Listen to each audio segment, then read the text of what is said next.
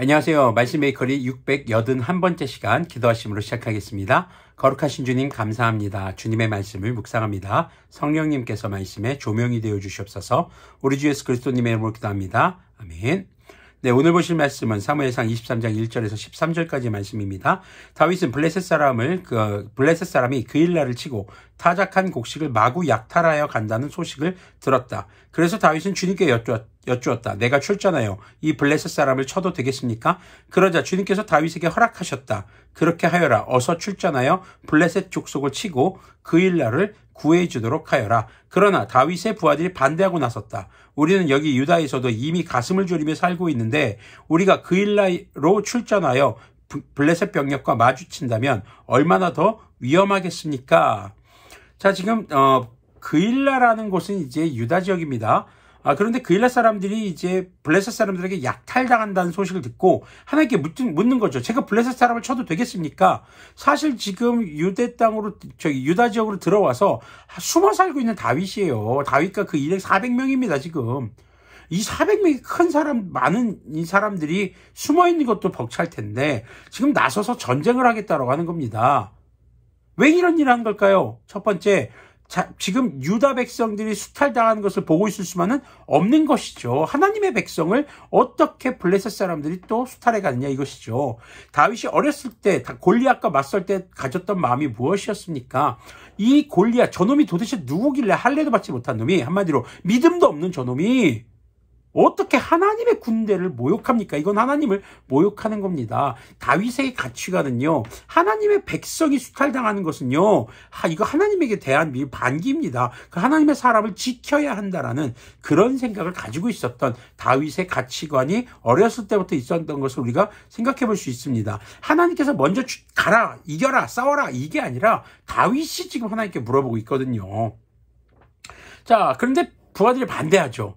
사실 이 사람들은 이렇게 하나님의 뜻에 순종하거나 하나님의 뜻을 구하거나 어떤 다른 사람들을 긍휼히 여기거나 이런 마음 그렇게 크지 않습니다. 자기들이 살기 위해서 사실 다윗에게 왔기 때문이죠. 자, 그렇게 반대에 부딪히니까 다윗이 어떻게 합니까? 강행하지 않습니다. 다시 주님의 뜻을 여쭤봅니다. 여기서 우리가 생각해 보아야 할 것, 주님의 뜻이라고 생각해서 내가 확신을 가지고 무엇을 한다고 해봅시다. 근데 누군가 반대한다면 그 반대하는 사람을 정죄하고 그 사람들 너는 하나님의 뜻을 몰라 라고 하는 것이 아니라 다시 한번 내가 하나님의 뜻을 구해야 한다라는 것도 생각해 볼 수 있어야겠습니다. 4절 보니까요, 다윗이 주님께 다시 여쭤보았다. 그런데도 주님께서는 똑같이 대답하셨다. 너는 어서 그일라로 가거라. 내가 블레셋 족속을 너의 손에 넘겨주겠다. 그래서 다윗이 그일라로 출전하여 블레셋 사람과 싸웠다. 결국 그들을 쳐서 크게 무찔렀으며 블레셋 사람의 집짐승들을 전리품으로 몰아왔다. 다윗은 이렇게 그일라 주민을 구원해 주었다. 자, 다윗이 그일라 사람들을 구원해 주었다라고 성경은 기록하고 있습니다. 바로 하나님의 구원의 대리인이 된 것이죠. 하나님의 뜻에 따라서 하나님의 백성을 구원하는 다윗의 모습을 우리가 볼 수 있습니다. 자, 6절은 이제 괄호로 되어 있는데요. 한번 보시면요. 아히멜렉의 아들 아비아달은 그일라에 있는 다윗에게로 도망할 때에 에봇을 가지고 갔었다. 자, 그러니까 아비아달이 도망쳐 올 때는 그일라에 있을 때로 우리가 생각해 볼 수 있는 그런 구절이 될 수도 있겠죠. 물론 어제 말씀했처럼 그곳에 있는 이제 굴로 찾아갔을 수도 있지만 여기서 보면 이제 그일라로 온 것으로도 생각해 볼 수 있죠. 7절 계속 보면요. 한편 다윗이 그일라에 들어왔다는 소식이 사울에게 전해지니 사울이 외쳤다. 이제는 하나님이 그 자를 나의 손에 넘겨주셨다. 성문과 빗장 있는 성읍으로 들어갔으니 도관에 든 쥐다. 하나님의 뜻을 물어보지도 않아요. 자신이 판단하고 있습니다. 그러니까 뭐예요? 자기 뜻이 곧 하나님의 뜻인 사람이 사울이 돼버린 거예요. 자, 그래서 사울은 군대를 수집하여 그일라로 내려가서 다윗과 그의 부하들을 포위하게 하였다. 다윗은 사울이 자기를 해치려고 음모를 꾸미고 있다는 사실을 알고서 제사장 아비아달에게 에봇을 가져오게 하였다. 다윗이 하나님께 아뢰었다. 주 이스라엘의 하나님, 사울이 나를 잡으려고 그일라로 와서 이 성읍을 멸망시키기로 결심하였다는 소식을 이 종이 확실하게 들었습니다. 그일라 주민이 나를 사울의 손에 넘겨주겠습니까? 이 종이 들은 소문 그대로 사울이 내려오겠습니까? 주 이스라엘의 하나님 이 종에게 대답하여 주십시오. 주님께서 대답하였다. 당시 제사장의 에봇이라는 겉옷 안에는 우림과 둠밈이라는 것이 있었습니다. 그것이 정확하게 어떻게 생겼는지 모릅니다. 하지만 하나님의 뜻을 분별할 때 쓰는 도구라고 생각하시면 되겠습니다. 자, 다윗이 한번 여쭈었다. 그일라 주민이 정말로 아님이죠.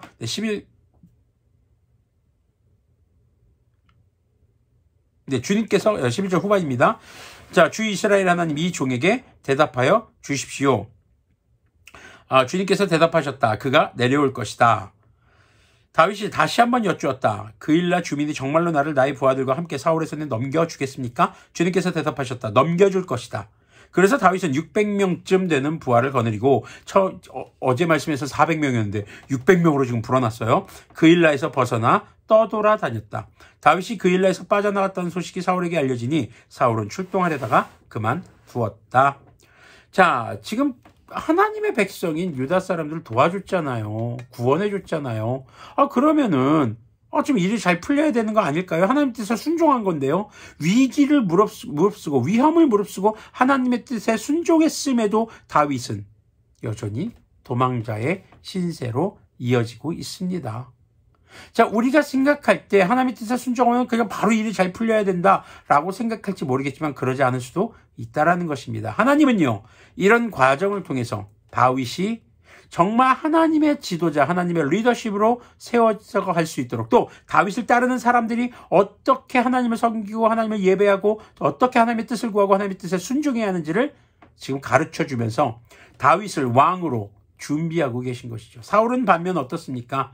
자기 뜻이 하나님의 뜻이라고 말하고 있는 것을 보면서 사울은 어쩌면 하나님께 심판받을 준비를 하고 있는 것은 아닌지 모르겠습니다. 오늘 말씀을 보면서 과연 우리들은 하나님 앞에 이제 정말 이 세상 가운데 복음을 전하고 정말 생명을 구원하고 주님의 뜻을 이 땅에서 이루고 주님 나라 오실 때까지 우리가 복음을 전하며 예배할 수 있는 준비를 하고 있는 중인가? 아니면 우리는 하나님께 심판받을 준비를 하고 있는가? 한 번쯤 이 말씀을 통해서 돌아보았으면 좋겠습니다. 기도하겠습니다. 거룩하신 주님 감사합니다. 주님의 말씀을 묵상했습니다. 주님, 우리가 주님의 뜻에 순종하며 그것이 우리의 삶에 정말 유익을 주거나 위기를 자초하는 일일지라도 위험을 무릅쓰고서라도 주님의 뜻에 순종하는 법을 깨닫게 하여 주시고 우리가 주님께 우리가 구원받을 준비 또 이 땅 가운데서 주님을 전하며 정말 죄 가운데 있는 사람들 구원할 준비를 할 수 있는